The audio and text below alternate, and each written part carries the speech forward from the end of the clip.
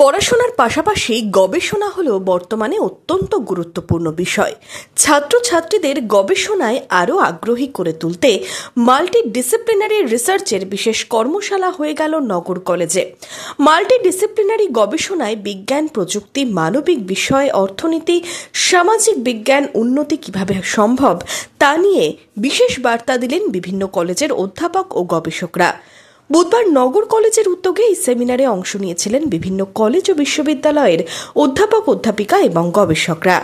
আগামী দিনে শিক্ষার পরিসর বৃদ্ধির লক্ষ্যে, সচেতনতা বৃদ্ধির লক্ষ্যেই এই সেমিনার বলে জানালেন কল্যাণী বিশ্ববিদ্যালয়ের কন্ট্রোলার অফ এক্সামিনেশন। এখন এই যে নতুন শিক্ষানীতি, জাতীয় শিক্ষানীতি, সেই নতুন জাতীয় শিক্ষানীতি ইমপ্লিমেন্টেশনের ক্ষেত্রে আমাদের খুব বেশি মাত্রায় এ ধরনের আলোচনা চক্রের প্রয়োজন। কারণ সচেতনতা বৃদ্ধি করতে হবে। শিক্ষার পরিসর বৃদ্ধির লক্ষ্যে এই সচেতনতা বৃদ্ধি অত্যন্ত প্রয়োজনীয় এবং মাল্টিডিসিপ্লিনারি রিসার্চ আগামী দিনে আমাদের সমাজকে যে এক্সটেনসিভ একটা ডেভেলপমেন্ট, সেই ডেভেলপমেন্টের জন্য মাল্টিডিসিপ্লিনারি রিসার্চের প্রয়োজন খুব।